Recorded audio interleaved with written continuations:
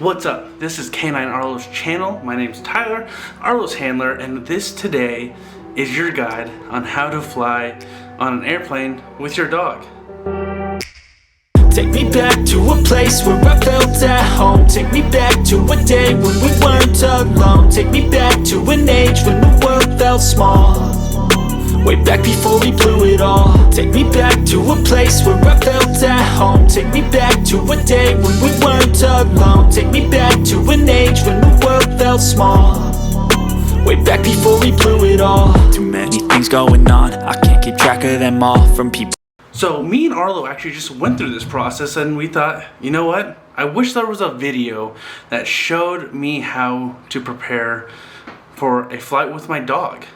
It was a very kind of stressful application for myself. I had to go through a lot of forms. I had to make sure my dog had everything. I had to make sure I had everything ready for him. And there was really no videos kind of going through the process. Now, first things first, Arlo's a retired police canine. He was my police canine. He was shot earlier this year, or last year, and now is medically retired at home with me. He already has the foundations of obedience. He listens to me. He knows how to deal with situations being around a lot of people. So that's step one that I'm not going to teach you on how to do. And that's something you're going to have to do with a trainer, or if you already know how to do that. This is a stressful time for a dog.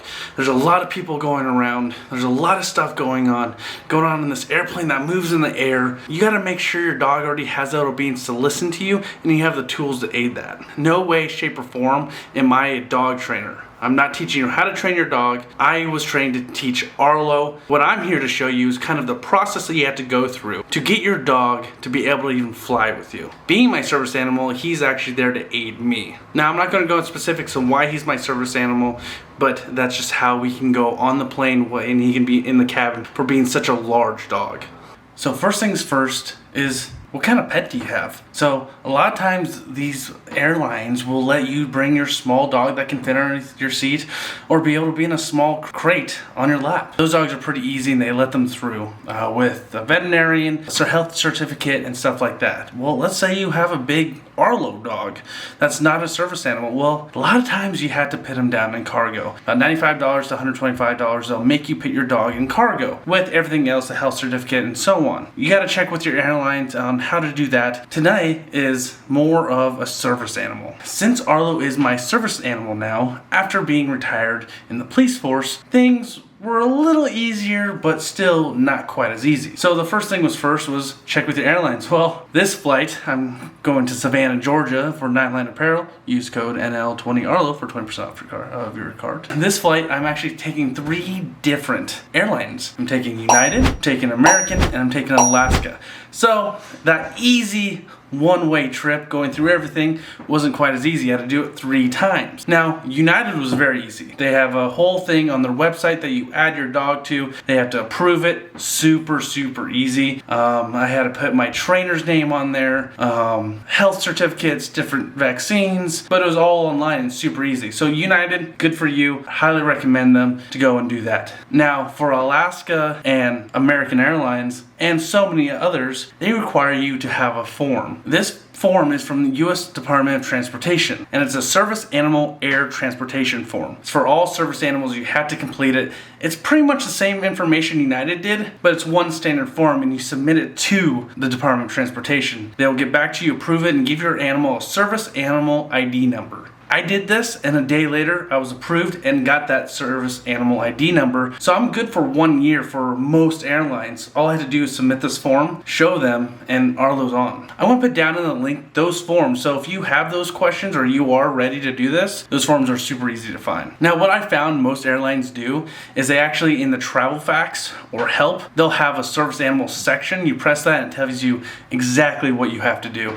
And I actually made it very easy. It's just more difficult to just wait. So now you're good to go. You got whoever it was. If it's United, you did your online form, and most other airlines, you have the air transport form. Once you get those completed and you have your service animal ID number, your dog is ready to go. You already have your foundational training and obedience that you've done previously to this. Now you have your forms done. Now what do? Now you have to like mentally prepare. I don't like flying already, so having Arlo there right there next to me is gonna be a godsend. I can't wait to fly with him. I'm gonna be more nervous for him than he's gonna be nervous. I will say, when I Googled flying with your pet, there are so many good articles done about how to get your dog prepared, what they should eat, drink the night before, when you should get there, starting to look for different places at the airport to take your dog to the bathroom. And thankfully a lot of these major airports already have a place for them to go potty in the airport, which makes it very nice. Thankfully with Arlo, he's already been kind of trained into holding his bowel movements or his pee. He's gone hours on hours on hours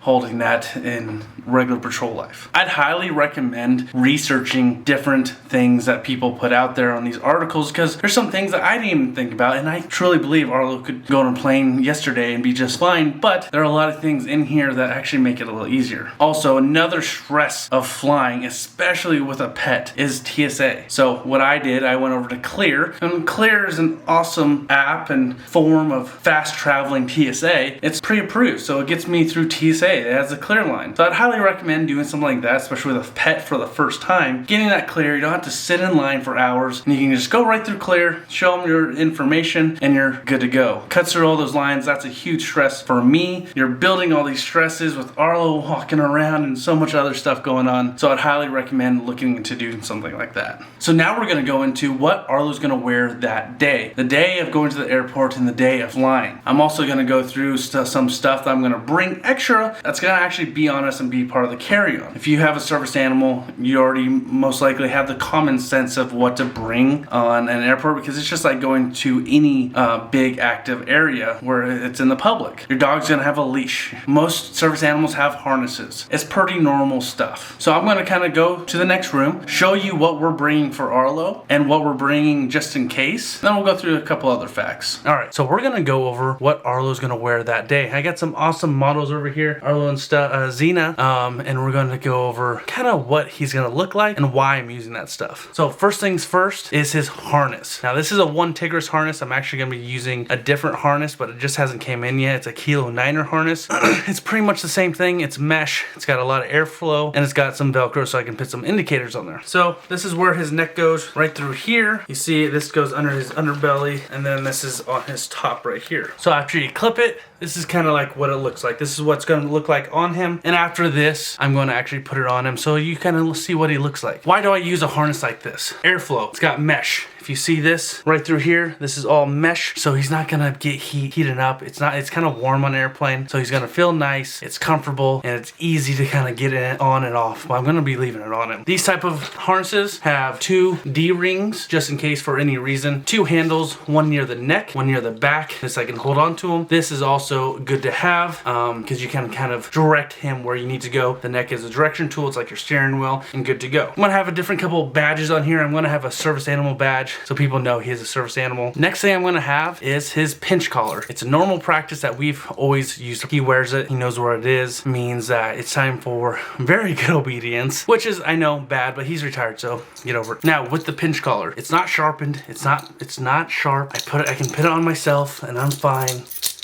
No scratches. I'm good. It's there as a training aid. It's there for a tool if I need it. So next is going to be his flat collar. Yes, he wears 2 collars. It's just what we do. Now this flat collar is from Ray Allen. I really enjoy Ray Allen's gear. They make very good gear. It is a little bit more expensive than usual, but I like it. All it is, it's a flat collar. Has Velcro all the way around it. I can put indicators on here, but this also houses his e-collar. Yes, I use an e-collar. This is my e-collar remote that I have. It is a training aid. It's also something I use just in case he goes off or something happens, or which I don't think is gonna happen, but it's there just in case. I don't use it all the time. It's not going off all the time. It is there for an oh shit handle moment. Then every handler's favorite object is the leash or lead. This lead is 6 feet. It is long, not quite as tall as me, but it is from Long Stroke Leads. They sent this to us a long time ago. It is a cool black camo. At the end of the lead is a hand loop, arm loop with a O-ring looking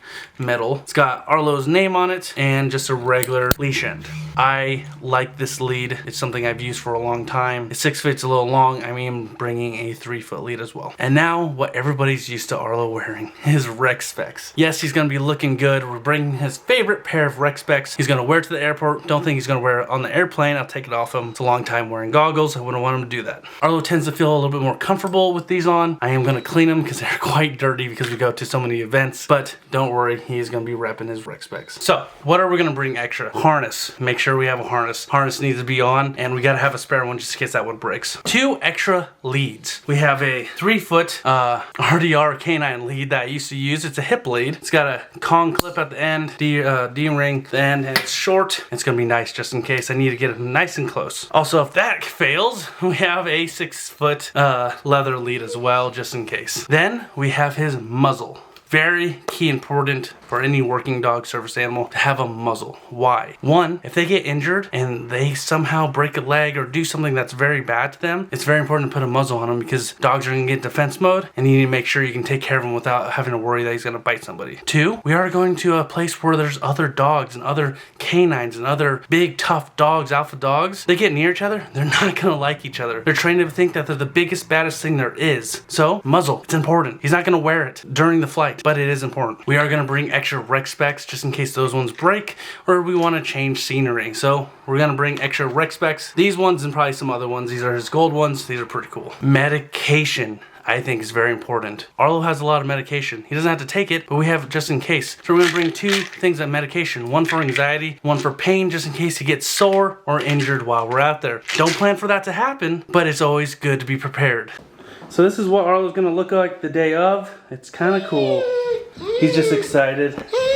So if you guys have any recommendations on what I should bring, I'm all ears. This is new to me. I'm always learning, and I'd love to hear what your opinion is and what you brought. Again, this is all new to me. I've never taken Arlo on an airplane, never been with a dog on an airplane, and honestly, I don't like flying. I'd love to hear what other people are doing, what other people are bringing, and just how other airlines treat dogs. But I am very excited for this chance and this experience me and Arlo get to take on. Not very many people say they can fly with their dog. At the end of the day, we're gonna have an amazing time in Savannah, Georgia at the 9 Line crew. 9 Line Apparel's been amazing to us. They're like family. We get to see Tactical Taz, Aaron and Archer, and Call of Duty Rex, which I'm very excited about. We also have a special guest, and he's just the coolest dude ever, and I'm excited to have him along. He's not bringing his K9, but it's just gonna be a great time overall. I made this video because I couldn't find like what to do or how to do things and fly with a dog. So I really hope this helped you, and if you have any comments, please comment down below. If you like this video, hit a big thumbs up. If you want to follow me more, subscribe. And if you want to get notifications, please hit that bell so you're notified every time I put out a video. Again, guys, we're going to be vlogging the entire time. I have GoPros ready for Arlo. I have my camera ready, and we're going to try to document the entire time throughout our airplane experience, through our traveling experience, and even 9 Line. Arlo and me, Arlo's my best friend. I love that dog, and being able to fly with him is just the best thing ever. It literally gives me goosebumps. So, guys, thank you for everything you've done for me, this channel, and everything else, and being able to give us these experiences. Without you guys, we wouldn't be able to do this. Now, I did tweet out United, and they might be getting a hold of us. So if that happens, I can't wait to show you what we get to do and experience. Guys, I'll see you guys next week when we actually fly. You guys have a great day, night, morning, and I'll see you guys later. When we weren't alone, take me back to an age when the world felt small. Way back before we blew it all. Take me back to a place where I felt at home. Take me back to